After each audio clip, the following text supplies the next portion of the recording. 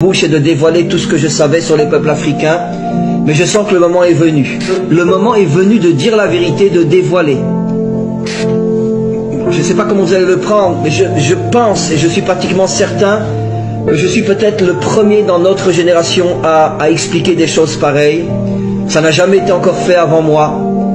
Comment se fait-il que finalement les deux peuples les plus attaqués, les plus poursuivis, les plus humiliés dans pratiquement toute l'histoire, surtout par le monde occidental, sont les Juifs et les Noirs? Pourquoi? C'est quelque chose qui interpelle. Comment se fait-il? Comment c'est possible que les deux civilisations les plus méprisées, les plus humiliées, les plus poursuivies de l'histoire, c'est parce qu'il semblerait que dans le subconscient ou même dans le conscient des dirigeants occidentaux, ils savaient que le peuple noir avait une mission qui allait... Parce que justement, c'est ce que j'explique. Quand tu veux savoir quelle est la mission d'un homme, regarde le mal qu'on lui fait. Si un homme est transformé en esclave, ça veut dire qu'il a une nature de roi. Et pourquoi on le transforme en esclave? Pour l'éloigner au maximum de sa mission d'être un roi. Plus un être, un peuple, une civilisation, une nation est humilié, et plus c'est la preuve que sa mission est d'être tout en haut. Et nos maîtres affirment. On va aller plus loin. Là, vous vous tenez bien, vous attachez vos ceintures pour pas tomber. Je vais vous expliquer quelque chose d'extraordinaire. En hébreu, le mot noir se dit kushi. Alors bien sûr, vous ne connaissez pas l'hébreu, mais faites-moi confiance. Le mot kushi s'écrit en hébreu kaf vav shin yud. Kaf vav, vous savez qu'en hébreu, chaque lettre a une valeur numérique. Ce qui nous permet de pouvoir faire des correspondances entre des mots différents s'ils ont la même valeur numérique. C'est un des génies de l'hébreu de pouvoir expliquer le sens d'un mot par rapport à un autre mot qui a la même valeur numérique.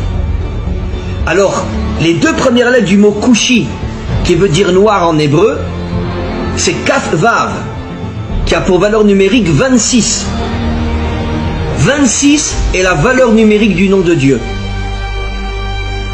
Le nom de Dieu tel qu'il ne se prononce pas, parce qu'on attend la délivrance pour le prononcer véritablement, c'est un Yud, un Vav, un Yud, un He, un Vav et un He.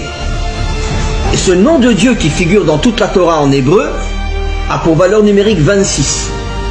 Après vous avez Kou, donc Kaf Vav, le nom de Dieu, le véritable nom de Dieu dans le mot donc qui fait allusion aux Africains, aux Noirs.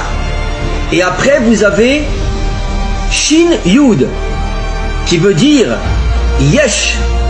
Ça veut dire que Kushi signifie Yesh Hashem, il y a Dieu.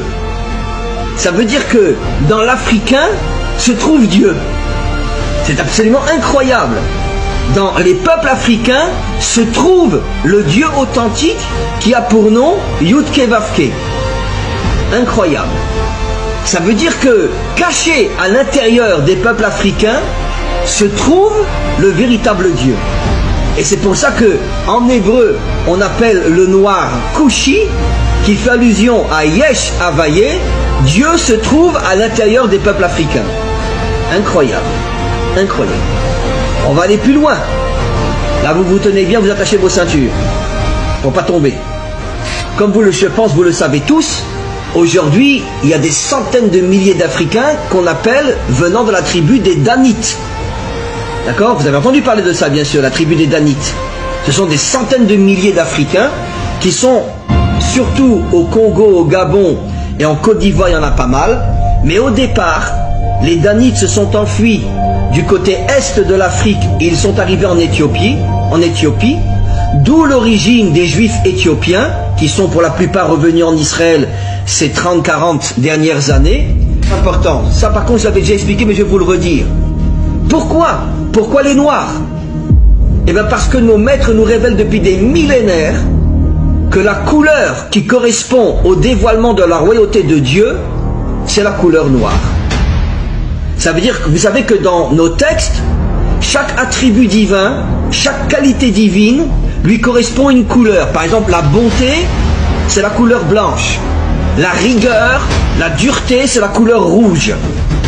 Et la royauté de Dieu, c'est écrit dans nos livres depuis des millénaires, c'est la couleur noire. Alors c'est quelque chose d'absolument incroyable. Ça confirme encore ce que j'ai dit. On va aller plus loin. Quelle a été la première épouse du premier libérateur d'Israël? Celui qui nous a sortis d'Égypte. Quelle a été sa première épouse? Une Africaine. Pourquoi? Pourquoi Moïse? Finalement, c'est absolument incroyable. Et comment se fait-il que le premier libérateur d'Israël, celui qui a créé le peuple juif, n'a jamais épousé une juive d'origine, ou une africaine, ou une fille d'Arabie Saoudite? Et sa première épouse, une africaine. Pourquoi? Mais on est les seuls peuples sur terre qu'on considère comme des moins que rien. Voilà. Parce que dans le subconscient des méchants, ils savent que la délivrance finale passera par Israël et les peuples africains. Et donc ils font tout pour nous affaiblir, de manière à ce que nous n'arrivions pas à réaliser le projet pour lequel Dieu nous a choisis. Et je peux vous assurer, et j'espère que nous vivrons suffisamment longtemps pour le voir,